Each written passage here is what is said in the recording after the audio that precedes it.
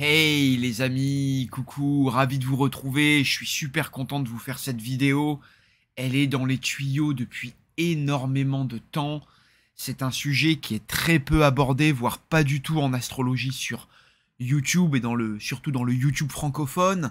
Je vous invite donc vraiment à partager, à soutenir ce travail. Les doriphories, des alignements planétaires d'exception, on va parler de tout ça très vite. Encore merci d'avance, vraiment c'est gratuit de vous abonner à la chaîne, de partager cette vidéo justement, de la regarder avec des amis entre vous. Cette vidéo va parler justement de concentrations planétaires rares qu'on appelle des doriphories. C'est un moment où on a entre 5, 7, voire 8 planètes des fois dans un seul signe ou sur à peu près 30 degrés du zodiaque. Je rappelle ici que quand on fait comme moi de l'astrologie en utilisant le zodiaque tropical, et ben chaque signe, comme on va le voir bientôt sur les prochaines cartes que je vais montrer, hein, donc il y a pas mal de cartes qui vont arriver, mais chaque signe, vous voyez, fait 30 degrés. On a 360 degrés du cercle zodiacal, pardon, et on a 12 signes de 30 degrés. Chacun comprend 3 décans de 10 degrés, hein, donc on a 3 décans par signe, et donc c'est très rare. Vous imaginez bien, on a 10 planètes, 10 astres, hein, en astrologie majeure. Soleil et Lune, on les considère comme des astres, hein, comme des planètes en astrologie. On les met parmi les autres dieux et corps célestes. Et ensuite, parmi les principales, on va dire, planètes, il y a Mercure, Vénus, Mars, Jupiter, Saturne, Uranus, Neptune et Pluton. Voilà, donc on prend ces 10 corps célestes. Et donc c'est vrai que quand vous voyez, on en a 5, 6 ou 7 dans un seul signe, il y a une concentration inégale. C'est comme si on avait, vous voyez, toutes les olives sur un 12e de la pizza. C'est de suite marquant, on voit de suite une anomalie, vous voyez. Et bien là, c'est un peu pareil dans le ciel. Dès qu'il y a un signe comme ça qui est extrêmement concentré, il va forcément être mis en valeur. Et il va justement avoir une influence sur les événements qui se produisent, d'ailleurs pas forcément dans l'année ou sur le mois où se produit la doriphorie, mais souvent il y a une influence qui est marquée autour de cet alignement planétaire d'exception. Et c'est vrai qu'il y a 3 choses à signifier. Souvent le signe dans lequel se produit la doriphorie est très important parce qu'il va nous donner la symbolique, d'où va s'opérer, la façon dont va s'opérer le changement. Qu'est-ce qui va un peu marquer symboliquement la période en cours et dans quel domaine finalement les changements vont se faire. Hein, donc dans les domaines, on va dire humains, et dans les domaines sur le plan d'ailleurs symbolique et tout à fait concret. Ensuite, il faut aussi une deuxième chose qui est extrêmement importante concernant ces doriphories, c'est de regarder leur fréquence. Alors, on va y venir, mais beaucoup d'astrologues comme Michel de Sokoa, qui m'a inspiré cette vidéo, disent que quand il y a 2 voire 3 doriphories par siècle, donc vous voyez, c'est vous dire la rareté de tels événements, on a des siècles uniques. Et par exemple, vous allez voir que les 20e, 21e siècle et même peut-être 22e siècle sont des siècles avec énormément de doriphories et de concentration planétaire. D'ailleurs, Michel de Sokoa, comme je le répète, qui a écrit ce livre Les Grandes Conjonctions, que je vous invite d'ailleurs à lire, et dont certaines de ces grandes conjonctions sont reprises dans cette vidéo, Michel de Sokoa insiste sur ce fait que plus vous avez de doriphories dans un siècle, et plus le siècle va être marquant pour l'humanité et se voir des avancées technologiques, des changements, des guerres, des mutations dans les civilisations et les régimes.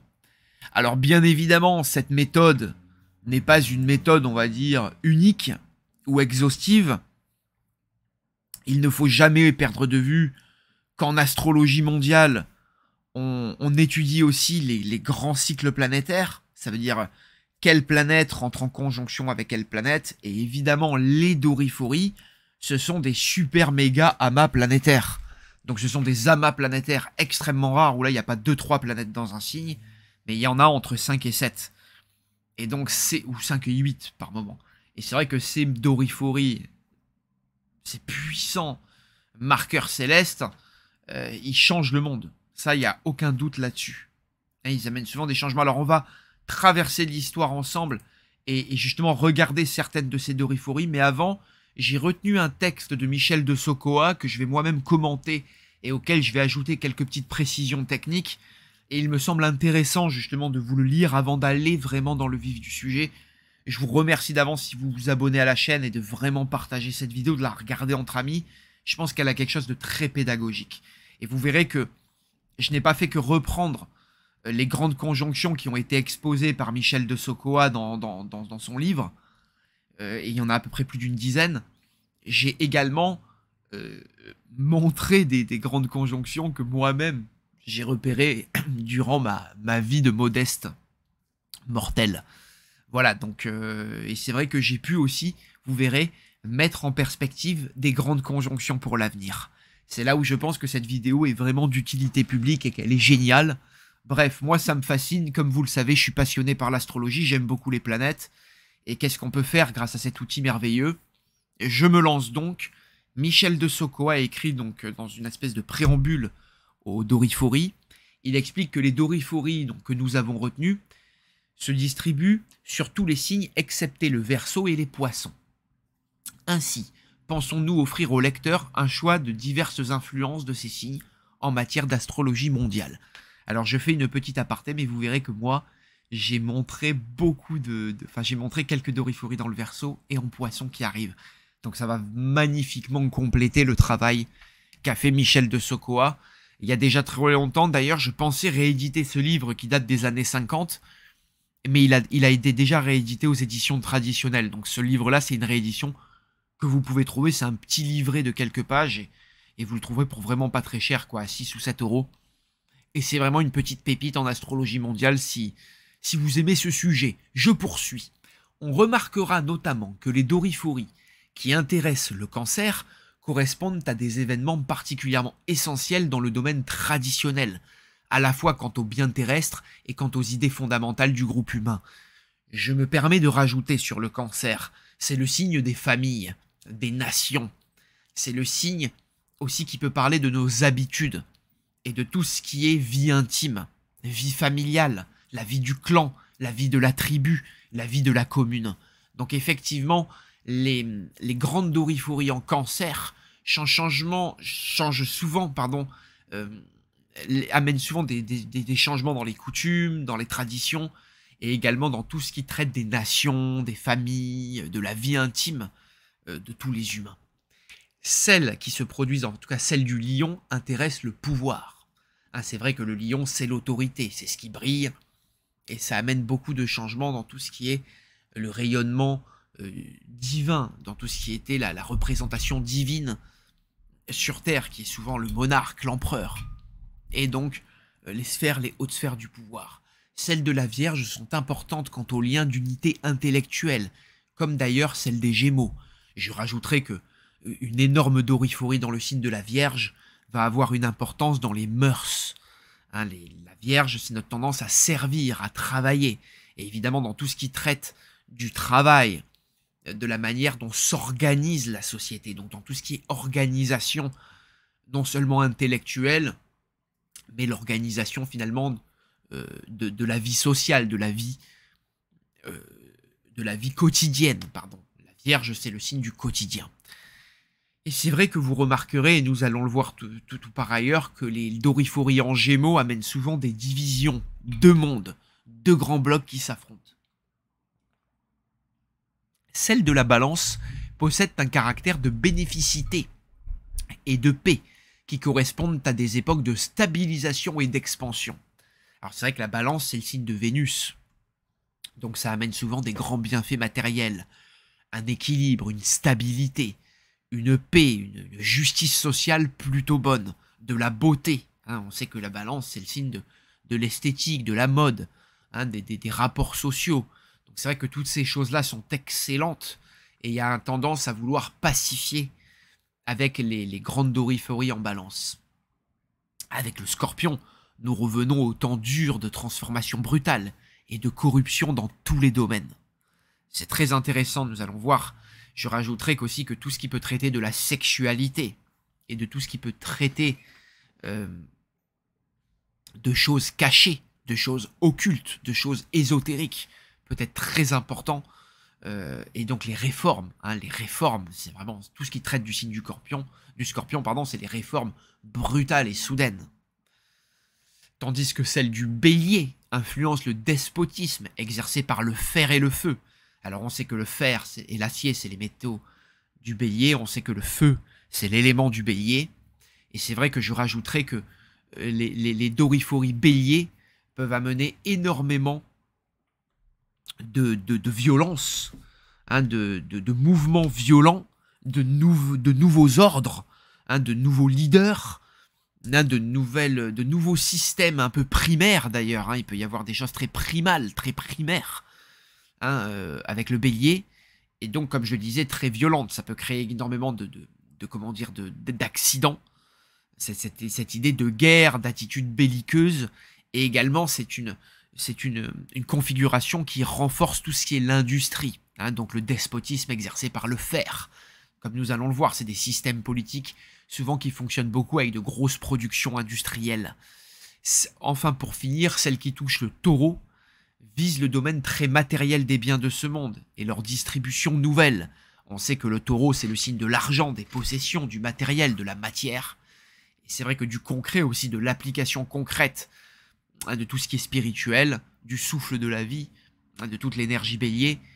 Et c'est vrai que le taureau amène souvent des changements énormes dans le domaine financier, matériel, économique. Enfin, pour finir, les doriphories du Capricorne sont parmi les plus déterminantes. Évidemment, le Capricorne, c'est tout ce qui traite des systèmes politiques mis en place depuis longtemps. Le Capricorne, c'est le signe de Saturne, c'est le signe du temps.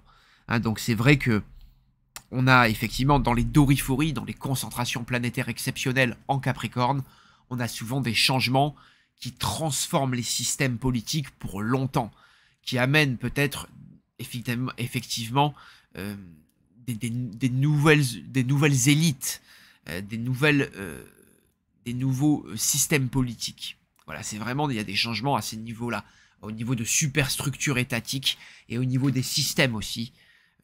C'est pas seulement la coutume et la tradition du passé Cancer, là c'est beaucoup plus les lois, les règles étatiques, hein, le système entre guillemets qui change. Voilà, et les États. Alors, cette présentation faite, passons maintenant à nos doriphories. Et vous allez voir qu'il y en a plusieurs. Je vous remercie d'avoir été patient. Je ne pensais pas que cette vidéo serait si longue. Alors, on se lance. Alors, la première doriphorie que je veux vous présenter, c'est une doriphorie qui se place sur juillet moins 56 avant l'apparition du Christ, et avant Jésus-Christ donc.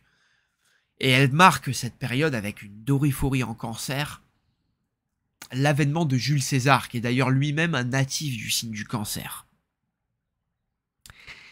Et c'est vrai que Jules César, c'est la période où il effectue la conquête de la Gaule. Il y a énormément de conquêtes donc sur cette période, et non seulement évidemment la conquête de la Grande-Bretagne et de la Germanie. C'est donc des grandes périodes de conquête et de changement, comme on le voit dans les coutumes, dans les traditions, dans les vies intimes et familiales de beaucoup d'habitants sur Terre durant cette période. On passe justement sur la doriphorie en Sagittaire de décembre 1914, qui marque quand même le siècle et la mort d'Auguste, le début de ce qu'on appelle la Pax Romana, et de l'Empire romain qui étend son influence à quasiment tout le monde connu à l'époque. On voit qu'ici le signe du Sagittaire, qui parle souvent de grands échanges internationaux, de géopolitique, de cultures étrangères, vous voyez, d'expansion. On voit comment la période d'expansion de l'Empire romain est vraiment marquée par cet amas du ciel. On voit que c'est vraiment le moment où l'Empire romain s'étire dans tous les sens. C'est vraiment la grande conquête. C'est vraiment le moment où il impose aussi sa loi. On sait que le signe du Sagittaire, c'est le signe de Jupiter et c'est le signe de la loi. Et on voit à ce moment-là comment la loi romaine s'étend dans tout le monde connu autour de la Méditerranée. année 441, qui est juste avant la chute de Rome, le grand pape Léon. On est sur la période de Mérovée, l'arrivée des rois francs, les grandes invasions, avec évidemment le sac de Rome avec Alaric, et la période et l'émergence de personnalités comme Attila en Gaule et en Italie. Et on voit qu'on arrive justement sur un énorme changement, justement, cancer. Encore une fois, on revient d'ailleurs à ce qui a démarré. On voit qu'on est sur un nouveau départ d'ailleurs, le cancer étant le signe des origines, hein, de la mère, de la famille, de là d'où l'on vient finalement. On voit qu'ici, il y a une nouvelle base qui arrive d'ailleurs. Il faut prendre conscience que on est autour aussi on arrive, on sort, pardon, sur cette période de la conjonction Pluton-Neptune, qui arrive à peu près tous les 500 ans à chaque fois. Et c'est vrai qu'à chaque fois, ces périodes marquent les vies et morts des civilisations. Et c'est vrai qu'entre la conjonction Pluton-Neptune, qui est très très rare, qui arrive tous les 492 ans, et certaines grandes doriphories, comme on peut l'observer ici, on observe des constitutions de nouveaux empires, de nouvelles civilisations, et par la même occasion, certaines se défont. Voilà, donc c'est vrai que on voit qu'autour de 440, cette période a amené justement, à l'instar un peu de l'arrivée de Jules César et des conquêtes justement de Germanie, de Grande-Bretagne et de Gaule, cette période a amené justement la chute de l'Empire romain et les nouvelles émergences des systèmes féodaux. 625, en septembre 625, création de l'islam autour de 622 et c'est l'hégire, on a justement des mœurs qui changent avec cet amas dans la Vierge, et c'est tout un système. Alors c'est vrai que là, sur moins de 30 degrés, on a 7 planètes entre la Balance et la Vierge, et on voit comment l'islam a révolutionné les mœurs de son temps, et non seulement le quotidien des habitants. Et on peut penser aussi à la santé, l'hygiène, hein, qui est très intéressante pour le signe de la Vierge. Et on sait que cette période a amené beaucoup d'évolutions ou d'involutions dans certains endroits du monde, pour tout ce qui est de l'hygiène. En tout cas, il est clair que sur la péninsule arabique, cet amas-là a eu une conséquence très importante avec des changements de mœurs et des changements dans le quotidien et dans le travail et dans aussi le système légal aussi, parce qu'on sait que la Balance, c'est tout ce qui traite de la loi, du rapport social, et on sait qu'évidemment, l'islam a eu beaucoup de changements dans tout ce qui est ces domaines de vie et ces symboliques-là. On arrive sur la doriphorie de mars 849 en bélier justement, et qui marque justement l'apogée de l'empire des Abbassides, hein, une période qui marque justement une phase où certains Arabes de Cordoue, qui ont envahi déjà l'Espagne et la péninsule ibérique, se baladent jusqu'à Canton en Chine pour faire du business avec les autres civilisations. En Europe, il y a un énorme partage aussi. On est sur la division de l'empire carolingien.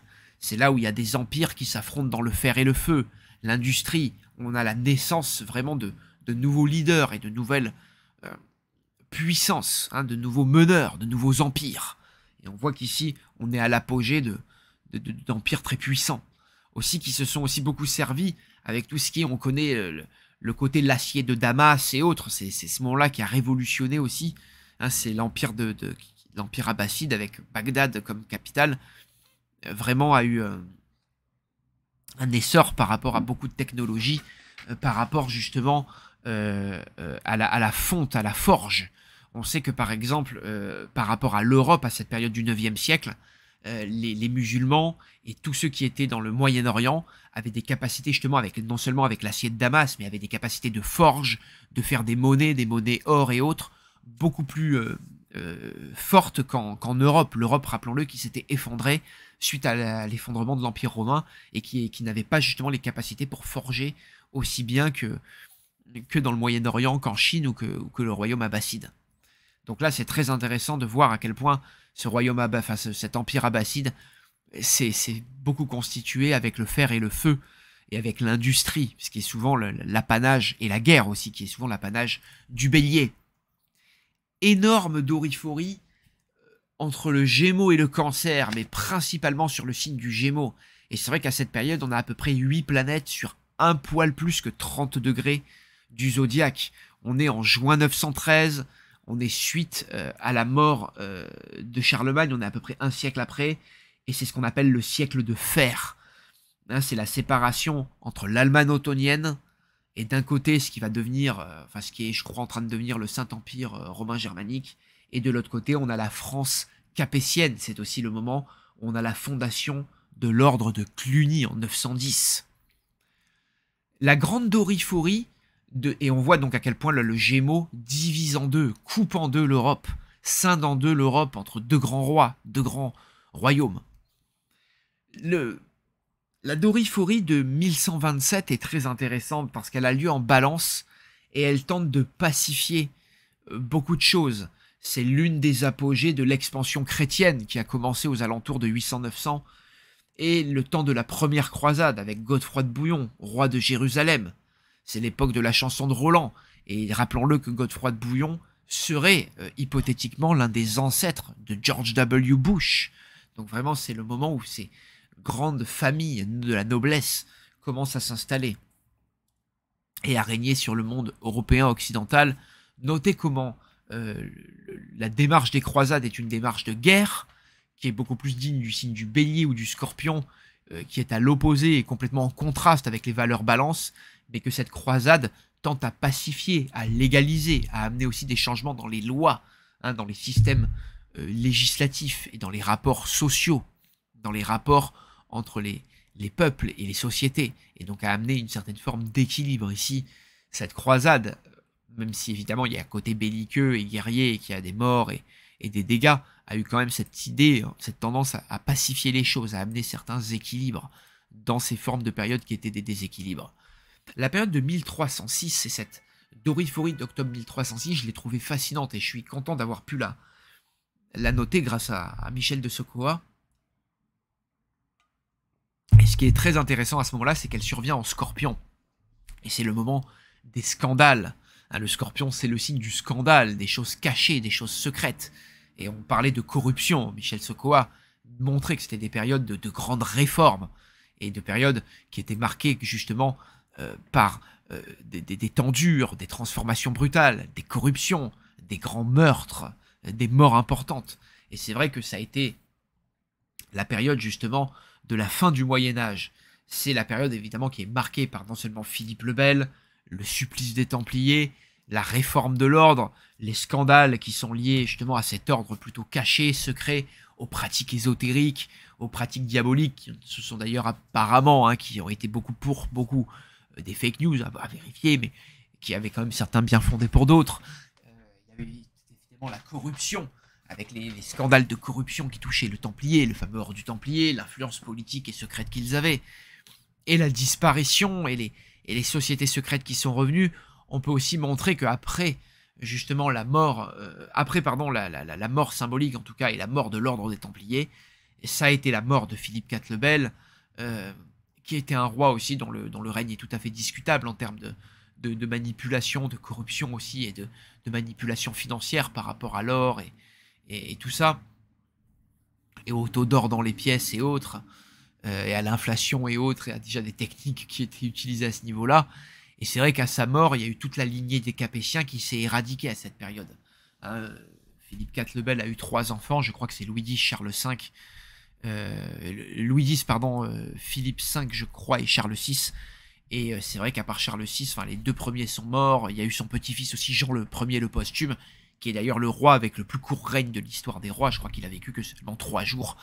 Et donc ces sociétés secrètes auraient été, si ça a été le cas, jusqu'à tuer des enfants, et donc en tous les descendants de Philippe IV le Bel, suite à la mort et à l'exécution du fameux maître des Templiers qui à l'époque était... j'ai perdu le nom, mais vous le retrouverez... de Molay, Jacques de Molay, fameux maître de l'ordre des Templiers qui a été brûlé vif sur ce qu'on appelle l'île aux Juifs, et sur ce qu'on appelle maintenant, je crois, l'île du Bureau d'ailleurs à Paris. Voilà. Donc, ou l'île de la Cité d'ailleurs. En tout cas, c'est sur une partie de l'île de la Cité que Jacques de Molay a été brûlé. C'est ce qu'on appelait à l'époque l'îlot aux Juifs ou l'île aux Juifs. Et c'est ce qu'on appelle d'ailleurs sur Paris, c'est ce qu'on appelait, en tout cas la dernière fois que j'y étais, il y avait un panneau où il y a marqué l'île du Bureau ou l'île au Bureau, vous vérifierez ça. En tout cas, grosse période, comme on le voit, ésotérique, de corruption, de mystère, de secret, de manipulation dans l'ombre. Période très intéressante, la période d'octobre 1306, désolé de m'y être un peu plus arrêté. La période de juin 414 et du 7 juin 414, cette doriphorie est très intéressante parce qu'on a 8 planètes qui se placent sur 30 degrés et vraiment pile sur 2 signes, dont le signe des Gémeaux sur lequel se produit cette nouvelle lune de juin 414. Et c'est vrai que c'est la période de la guerre de 100 ans, où il y a vraiment deux camps, deux pays qui s'affrontent et on retombe un peu sur cette énergie de juin 913, sur ces doubles divisions, sur ces dualités très fortes. Et là, c'est vrai qu'on a eu deux camps très très forts qui se sont affrontés, les Anglais d'un côté, les Français de l'autre. On traverse les siècles pour arriver au milieu du 19e siècle. Cette doriphorie, justement, en bélier, est très importante, parce qu'elle marque la naissance de nouvelles choses, de nouveaux départs, de nouveaux empires, quelque part. Et c'est vrai que la période de 1850 marque évidemment le machinisme. Je crois que c'est ce qu'on peut appeler la deuxième révolution industrielle, la ruée vers l'or. C'est également la période aussi des grandes révolutions européennes de 1848, dont la fameuse Commune, si je ne dis pas de bêtises, ou la Révolution française, en tout cas la deuxième Révolution française de 1848. C'est aussi la période du manifeste communiste, de Marx et Engels. C'est donc la période où s'est créé ce communisme, et quand on regarde les grands cycles béliers qui vont arriver sur les 21e et 22e siècles, on peut penser que le communisme va être un système politique qui finalement va percer et va vraiment se propager dans le monde, malheureusement aux grandes dames de l'humanité. Et c'est vrai qu'encore une fois, on voit comment cette période a été marquée par le fer, le sang, l'industrie, et évidemment surtout la couleur rouge du bélier et du communisme, et évidemment ce système politique qui se base sur la production, le capital, et évidemment ultimement sur la dépossession matérielle ultime, parce que le communisme met l'accent sur le travail, sur l'individu, et non pas sur la possession matérielle qu'il veut abolir. C'est Marx dans le texte. Et c'est vrai que ce signe du bélier, c'est le signe de l'activité, de la force de travail, du travail, des conditions dures et laborieuses, des ouvriers qui travaillent dans le fer, dans l'acier. C'est la fameuse période des temps modernes, 1850. L'amas massif, on en parlait avec Guillaume Attewell dans le live sur la conjonction Jupiter-Uranus en taureau. On parlait justement de cette dernière conjonction Jupiter-Uranus en taureau qu'il y a eu en 1941 et qui est aussi marquée par un énorme amas de planètes avec Saturne. Et cette période d'avril 41 marque évidemment un grand changement avec le signe du taureau. C'est évidemment la période de la Seconde Guerre mondiale et des changements matériels et des destructions matérielles et des changements financiers qu'elle va impliquer dans le monde. Les changements matériels aussi qui sont visibles à cette période-là. C'est vrai qu'on passe de guerres qui sont faites entre des hommes et des chars, entre de l'artillerie lourde, à une guerre qui se fait beaucoup plus sur le plan de la marine et de l'aviation. Il y a un développement technologique qui est énorme avec cet amas en taureau au trigone de Neptune. C'est une période où les révolutions technologiques en termes de matériel, de financier, d'aviation, de maritime sont juste exceptionnelles et on connaît les conséquences que va avoir la Seconde Guerre mondiale avec le plan Marshall, Bretton Woods, sur la vie financière des habitants de toute la planète entière. C'est aussi le moment où vraiment Londres et l'Europe, enfin surtout Londres qui surtout à l'époque de la première, encore à l'époque de la Première Guerre mondiale, a la puissance monétaire sur le monde. C'est là où justement Londres laisse sa place à New York en tant que première place financière du monde. C'est l'époque où la Seconde Guerre mondiale, où les États-Unis s'imposent comme la superpuissance avec un train de vie et un train matériel beaucoup plus supérieur aux Européens. On tombe sur ce fameux premier amas que moi-même j'ai été capable de noter, cet amas de 1962 qui marque évidemment une année de révolution technologique en tout genre. On sait que le Verseau, c'est un amas en Verseau, et on sait que le Verseau, c'est le signe des changements brutaux, des nouvelles technologies. Et évidemment, c'est une période qui s'est vue pléthore. Les années 60, c'est ce qu'on appelle les 30 glorieuses, les années folles aussi dans certains cas. Et c'est une période qui marque l'arrivée du magnétoscope, de la machine à laver, en tout cas pour tout le monde, de la télé en couleur. C'est donc une période de révolution vraiment des mœurs, des nouvelles technologies.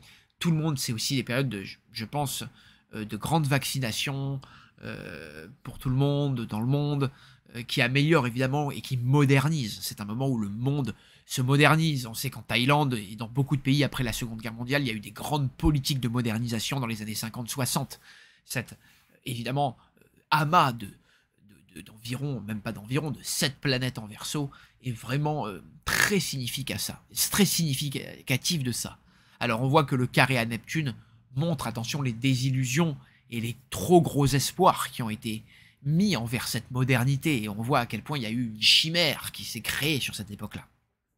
Et que des fois des changements ont été trop soudains, trop brutaux, hein, que des traditions ont été un peu balayées d'un revers de la main. Et c'est le moment où nos technologies humaines, nos nouvelles technologies, nos nouveautés, le modernisme dépassent l'humain, avec évidemment la crise des missiles de Cuba sur l'année 62, qui est totalement liée à l'énergie Verseau. Le Verseau, le métal du Verseau, c'est le signe du métal de l'uranium. Uranus, c'est la planète qui gouverne le Verseau. Les radiations et le nucléaire et la bombe atomique sont totalement marqués par la planète Uranus. D'ailleurs, dans le thème d'Hiroshima, vous trouverez un Uranus culminant, et donc quelque chose marqué par le nucléaire. Forcément, c'est une planète qui marque et un signe qui marque cette technologie-là. Donc on voit à quel point les changements ont été très importants. Nouvel amas en Sagittaire, le signe solaire de votre serviteur, qui est né d'ailleurs aussi en décembre 83. C'est la naissance donc d'un des plus grands astrologues de tous les temps. Non, je rigole, plus sérieusement, c'est une période décembre 83 qui marque vraiment l'émergence d'une maladie appelée le sida, d'une grande épidémie qui s'étend dans le monde entier et qui change les libertés. C'est aussi un moment où la liberté devient de plus en plus puissante, les vols à l'étranger, l'aérien se vulgarise, se répand un peu de partout. Et c'est des périodes aussi où il y a des changements dans les grandes associations géopolitiques, comme le retrait des pays du pacte de Varsovie. Hein, donc c'est le début, vous voyez, c'est un moment de liberté qui, comme on va le voir, arrive juste avant la chute du mur de Berlin. On a également beaucoup de changements politiques, géopolitiques, de nouvelles conquêtes. Hein, c'est là où on a beaucoup de renversements géopolitiques sur le mois de décembre 83, par exemple dans des pays comme le Nigeria. Donc c'est vrai qu'on a beaucoup de changements sur le plan géopolitique, sur le plan des expansions de forces politiques et autres, et donc de maladies aussi comme le sida, à ce moment-là dans le monde entier, et l'affaire du sang contaminé. 89 et la doriphorie dans le signe du Capricorne marquent définitivement un énorme changement sociétal, structurel, un échange des systèmes, des changements qui se font sur des systèmes qui sont là depuis longtemps. Là, on a presque un siècle de communisme qui s'effondre. Alors certains diront qu'il s'effondre en apparence, mais c'est vrai qu'on a quand même la chute du mur, le mur, qui est quand même un symbole marqué par Saturne, hein, qui est un symbole associé à la planète Saturne, associé au Capricorne, qui est le signe des limites, des contraintes, des choses lourdes et lentes, et qui durent depuis longtemps par excellence, et des systèmes politiques. On voit que c'est le moment où il y a pas mal de choses au niveau des systèmes politiques qui bougent dans la fin de ces années 90. C'est des changements dans les rapports qui sont entre nations depuis longtemps. On sort des chocs pétroliers, on arrive sur l'effondrement de l'URSS, la chute du mur de Berlin, et c'est là où plein d'États satellites de l'URSS se libèrent de ce joug. Nouvelle doriphorie dans le signe du Capricorne en janvier 1994. C'est là où on a de nouveau donc un amas en Capricorne, et c'est là où une superstructure étatique se forme. C'est la période du traité de Maastricht qui est arrivé 2 ans avant, en 92. C'est là où l'Europe est en train de se former, et on peut penser à toute cette énergie, on va dire très carrée, avec ces hommes carrés, hein, de la tour de Babel en photo, la tour de Babel de Bruegel, qui est symbolisée par ce Parlement européen, et avec les étoiles, les pentagrammes retournés. Hein, là, vraiment subtile propagande pour ceux qui savent la voir. Et c'est vrai que ces amas de planètes en Capricorne marquent vraiment un changement dans les systèmes, un changement très important dans tout ce qui est les règles étatiques. Et ce qui va mener justement à un système très dur et très bureaucrate, hein, et mené par des technocrates, des bureaucrates, qui est l'Union européenne. Changement monétaire massif sur mai 2000, avec effectivement l'arrivée de l'euro, d'un système financier qui change tout, et le basculement aussi avec l'histoire de l'attentat du World Trade Center, qui arrive à peu près moins de 2 ans après cette doriphorie massive en taureau, et la conjonction Jupiter-Saturne dans ce signe. C'est aussi l'arrivée de Poutine au pouvoir qui stabilise financièrement la Russie, et c'est le moment où le World Trade Center, qui après le taureau de Wall Street était le symbole de la réussite économique des États-Unis, se fait percuter de plein fouet. C'est donc un changement aussi dans la stabilité et dans la structure matérielle et financière du monde, et avec les impacts que cela va avoir sur les années et les 20 années qui vont suivre cette grande conjonction de Jupiter-Saturne en taureau. Et les changements financiers que ça allait, on voit aussi à quel point ici le carré d'Uranus, le carré de Neptune, montre que le changement est catastrophique, suridéalisé, qu'il est brutal, soudain, et qu'il va amener énormément d'instabilité, voire de catastrophes et de révolutions, et que ça va finir en bolognaise, sauce charale. L'amas de mars 2020, je l'avais vu venir, c'est pour ça que j'ai parlé qu'une épidémie pourrait prendre énormément d'ampleur sur ce mois, et on a vu à quel point il y a eu énormément de changements dans les systèmes étatiques, dans les règles des États, dans tout ce qui était établi depuis longtemps. On a, pour la première fois dans l'histoire de l'humanité, le confinement de 4 milliards d'individus en bonne santé, ce qui n'était jamais arrivé auparavant. On a une marxisation et une dictature sanitaire, maintenant qui a été remise en question, mais qui aurait pu qui aurait pu faire rêver des tyrans comme Attila, Genghis Khan, ou encore les pires tyrans de ce monde, dont je ne vais pas citer pour que la chaîne ne se fasse pas sauter. Mais mars 2020, c'est la période des confinements en Italie, en Europe, en France, de partout, et où on suit le modèle chinois qui a été appliqué en janvier 2020, juste 2 mois avant cette énorme doriphorie, dont on se rappelle encore, et qui a choqué, qui a meurtri, qui a enfermé, qui a confiné, qui a limité une grande partie de l'humanité à cette période. J'avais vu arriver aussi la grande doriphorie de février 2020, en Verseau encore sur cette période-là. On voit à quel point il y a une imprévisibilité et une irrationalité. C'est vrai que Michel de Sokoa n'a pas noté les périodes Verseau et Poisson. Et c'est vrai qu'elles marquent souvent des périodes d'irrationalité. On voit que sur la dernière grande doriphorie en Verseau, on a été sur le point de s'auto-détruire mutuellement. C'est le fameux MAD, Mutual Autodestruction. Et c'est vrai que on était donc sur une destruction mutuelle mondiale. Et c'est vrai que sur cette période de février 2021, c'est l'arrivée avec le QR code. C'est le premier mois où on nous a passé du pass sanitaire, QR code, de ce qui allait devenir un système numérique mondial et donc une nouvelle technologie, mais ici destinée, on le voit, à vraiment limiter la liberté des peuples, en tout cas à remettre beaucoup en question les choses. Et on voit que ce carré à la fois à Uranus et Mars fait énormément un peu écho à ce qui s'est produit là sur ce carré entre le Verseau et le Taureau. Et c'est vrai que là on retrouve entre le Verseau et le Taureau cette dissonance. On voit à quel point non seulement la réforme est trop brutale, irrationnelle, on voit à quel point elle gêne sur la liberté du Verseau et à quel point elle a des incidences matérielles. On voit à quel point que cette mesure-là a fait fermer énormément de commerces, a mis en faillite énormément de monde, a amené énormément de blocages et des tensions. Et on voit que ces tensions célestes se sont appliquées et manifestées durant toute l'année 2021, qui a été aussi une année où on a obligé des gens, on a forcé avec un violent Mars. Il y a eu cette idée de viol. Je rappelle que Mars, c'est le dieu des viols et de la guerre. Et donc c'est vrai qu'on a eu une tension. On a imposé à des gens, on a essayé de faire pénétrer des idées aux gens de force qu'ils ne voulaient pas admettre. Et c'est quelque part symboliquement une forme de viol. Attention, je ne dis pas que c'est l'équivalent d'un viol physique. Encore une fois, je veux pas que vous... Je sais qu'il y en a beaucoup d'entre vous qui sont fragiles et sensibles.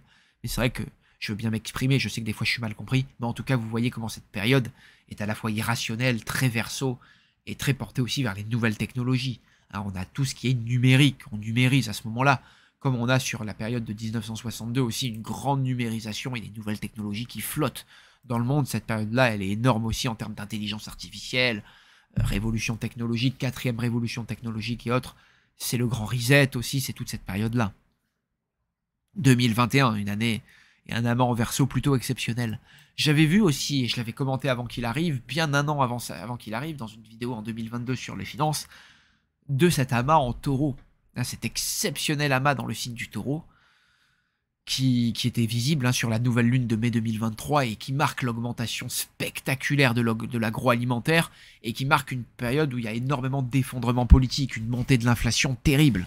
hein, entre finalement juin 2021 et cette période du printemps 2023, qui est une période de grande crise financière mondiale où on voit aussi un début d'effondrement des banques, de multiples banques, de systèmes, d'effondrement systémique pardon, des banques.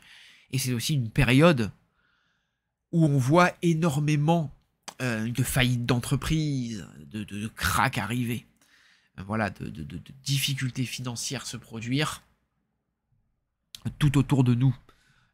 C'est aussi une période qui a marqué beaucoup de pénuries, hein, de difficultés sur les chaînes d'approvisionnement. Et c'est aussi une période qui amorce comment dire, un mouvement baissier dans l'immobilier qui, à mon avis, va durer jusqu'à 2025 et qui va vraiment prendre entre 2023 et 2025 et qui va vraiment prendre autour du carré Jupiter-Saturne qui vient, entre l'été 2024 et l'été 2025.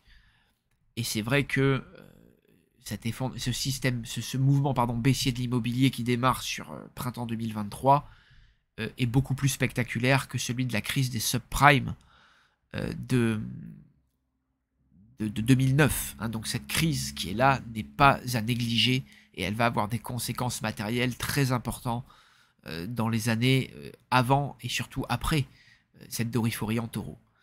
J'ai parlé de transit de folie qui allait toucher Emmanuel Macron autour de janvier 2026 et dans l'année 2026, qui est vu par beaucoup d'astrologues comme un nouvel âge d'or et comme un changement énorme sur le plan, et c'est vrai qu'ici avec une doriphorie énorme en Capricorne, mais qui s'étale aussi jusqu'au Verseau, il va y avoir de manière évidente un énorme changement sociétal du système, de ce qui est établi depuis longtemps. Et j'ai parlé d'un énorme changement forcément à ce moment-là et autour de cette période, donc de l'hiver, hein, entre 2025 et 26, ce passage de l'année 2025 à 26, pour Emmanuel Macron, c'est évident qu'il y aura des changements personnels dans sa vie très importants et des changements dans beaucoup de systèmes à ce moment-là, dans l'Europe. Hein, c'est vrai qu'avec la progression de Poutine et l'échec de la contre-offensive ukrainienne et cette intensification de la guerre avec le nœud nord en bélier, on peut imaginer que beaucoup de catastrophes vont venir en Europe et pour Emmanuel Macron et qu'il a beaucoup de soucis à se faire avec tout ce qui arrive. Donc forcément, cette période de janvier 2026 va marquer franchement un avant et un après dans la vie de beaucoup de systèmes, on peut penser politiques, étatiques et dans beaucoup de règles qui sont en train de se faire. On le voit par rapport à l'écologie, par rapport à la propriété, par rapport justement aux règles individuelles et par rapport aux puissances des États. On voit que beaucoup de gens critiquent et disent qu'on est en train de basculer dans le tiers-monde en France, qu'en Europe, les démocraties deviennent des dictatures ou des démocratures. Donc on est tout en train, on est sur ce processus-là, en tout cas. Je poursuis pour les doriphories du futur. On aura deux très belles doriphories, dont une en poisson, en 2045, qui forcément va amener d'énormes changements dans tout ce qui traite de l'énergie des poissons, la santé, hein, dans tout ce qui traite les soins, la santé, mais aussi les maladies psychiques et les drogues, et tout ce qui peut traiter également de la collectivité, de l'universalisme, mais aussi des idéologies et des religions. C'est évidemment un grand changement dans ces sphères-là. Et c'est vrai qu'avec une grande doriphorie en vierge, environ 5-6 années plus tard, on peut penser à ce qu'il peut y avoir de grands changements aussi dans les mœurs, dans le quotidien, dans la santé des gens. Donc c'est un moment où la santé mondiale peut être très bousculée sur cette période-là. On sait que le poisson, c'est le signe des eaux et de l'eau, et des liquides en tout genre. Donc peut-être ceci fait écho à ma vidéo sur la guerre pour l'eau dont j'ai parlé. Donc évidemment ceci peut être une période antérieure, juste avant les périodes de 2060 et 80, qui peuvent marquer des guerres pour l'eau ou des guerres de religion, notamment avec une religion comme l'islam qui est en train d'avoir plus de 2 milliards d'adhérents. Et c'est vrai qu'un quart de la planète va être musulman, plus d'un quart des pays de la planète sont musulmans. Au bout d'un moment, il est évident que ça va peut-être poser un problème d'avoir une partie de population, surtout qui sont dans un islam politique, un islam très rigoriste, qui vient du 7e siècle, hein, qui date d'ailleurs de cette conjonction, comme on le voit en Vierge, qui date justement du 7e siècle, hein, de cette rare doriphorie en Vierge qui date du 7e siècle, on n'a pas vraiment peut-être noté d'avant, et c'est vrai qu'on retrouve cette doriphorie énorme en 2050. Et c'est vrai que quand on voit aussi durant le début du 21e siècle, tous les apostats musulmans maintenant qui grâce à Internet parlent, échangent des idées, parce que si c'est ça la grande force de la révolution technologique d'Internet, c'est les échanges d'idées, Ceci va peut-être amener de grandes révolutions dans le monde musulman et dans l'islam, comme il y a eu de grandes révolutions dans la chrétienté et dans d'autres religions auparavant, parce que c'est vrai que de plus en plus de gens remettent en cause la vie de Mahomet, décortiquent l'islam, regardent ça en profondeur, et c'est vrai que quand on décortique cette religion qui date du 7e siècle, il y a beaucoup de choses qui sont très discutables et qui ont été remises en question par des experts et des apostats, et on peut penser que cette période de 2045-50 va marquer un basculement et un changement, notamment sur cette religion, mais dans d'autres domaines également, qui sont les domaines de la santé du quotidien et des idéologies, et évidemment peut-être de tout ce qui touche aussi aux océans, la pollution des eaux, des océans, et à notre rapport à l'eau potable. Et donc forcément à nos mœurs, à notre quotidien et tout sur cette période, et ça peut être une période qui peut être antérieure à d'énormes guerres, et à ce que je peux penser être la Troisième Guerre mondiale autour de 2080. Comme je l'expose, comme beaucoup d'astrologues, je pense que la Troisième Guerre mondiale est en train de s'intensifier ici en Ukraine, mais qu'elle n'aura pas lieu, qu'elle n'éclatera pas, elle avait tout pour déjà éclater, mais qu'on arrive surtout sur une espèce de guerre larvée, une guerre froide, une guerre qui va s'étendre, une espèce de zone grise qui va s'étendre sur le monde, dont les États-Unis ont la bonne maîtrise, et qu'on ira sûrement beaucoup plus vers un risque de conflit mondial vers 2060-80, avec des problèmes peut-être liés aux religions et à l'eau en tout cas. Alors, la doriphorie de 2149, elle est très intéressante parce que on sera justement sur la moitié d'un cycle de 500 ans qui est entre la fin du 19e siècle et la fin du 24e siècle, aux alentours des années 2380 et quelques. Et c'est vrai qu'entre 1880, on va dire, et 2380, on a cette période autour de 2180 qui marque l'apogée, vous voyez, d'un grand règne de 500 ans, de ce que j'appelle moi les 1%, la masse des internationalistes, des globalistes, des banquiers internationaux, de ceux qui contrôlent le monde, les 1%, ce qu'on appelle le micro-pourcent, l'œil dans la pyramide. Ces gens-là, à partir de 2150 et de la fin du 22e siècle, vont créer un nouvel ordre mondial qui va gouverner le monde entier. Et c'est là où l'expansion de ce système politique mondial va sûrement justement atteindre peut-être même l'espace.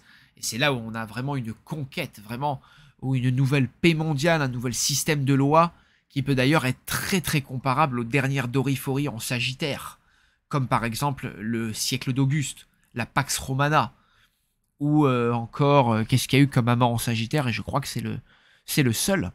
On n'en a pas eu depuis si, on a eu 1983, qui est quand même une ère d'abondance des années 80, quand même, qui marque pas mal de changements géopolitiques mondiaux, qui marque un peu la fin aussi de l'Ouest, mais qui marque quand même une grande période de grande consommation. C'est la période des consommations de masse aussi. Hein, donc c'est des nouveaux systèmes géopolitiques qui se forment à ces moments-là. Donc on peut penser vraiment que la période de 2149 et de 2169 d'ailleurs, elles amènent des grands changements. Et c'est vrai qu'on voit 2169, on a à la fois une doriphorie dans le Poisson et le Verseau. Sur 30 degrés du zodiaque, on a ces deux signes massivement occupés.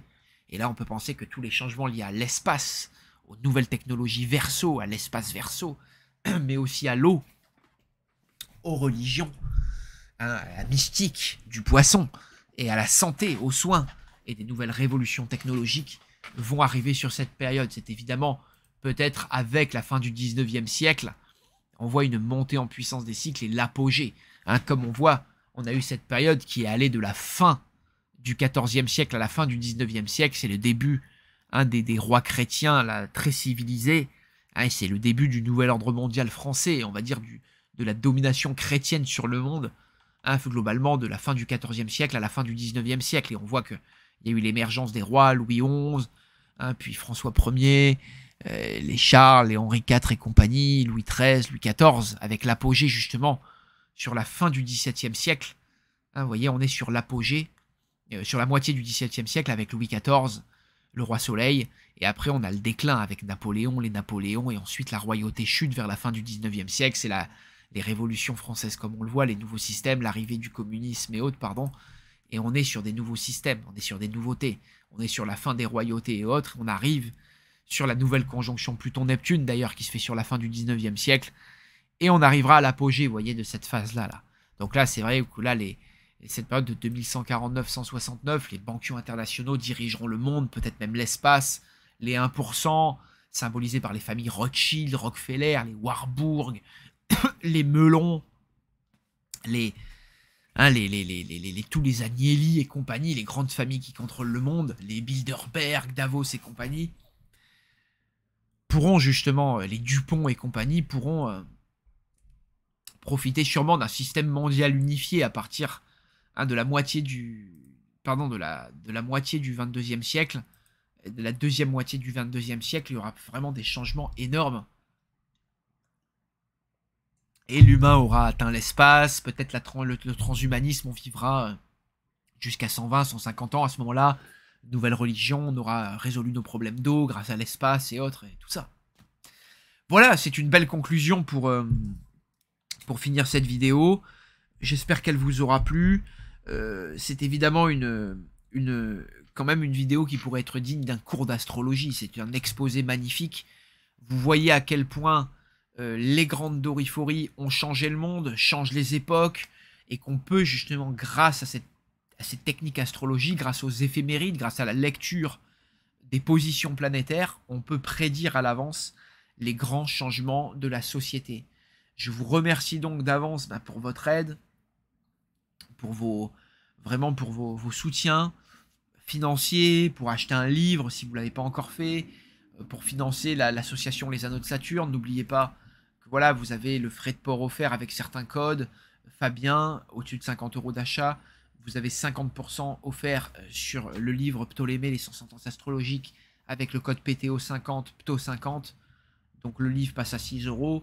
Voilà, vraiment merci d'avance. Si vous avez besoin d'une séance en astrologie, d'une consultation, ce qui est très intéressant, c'est beaucoup d'entre vous, nés vers l'année 83, vous êtes marqués par des amas planétaires.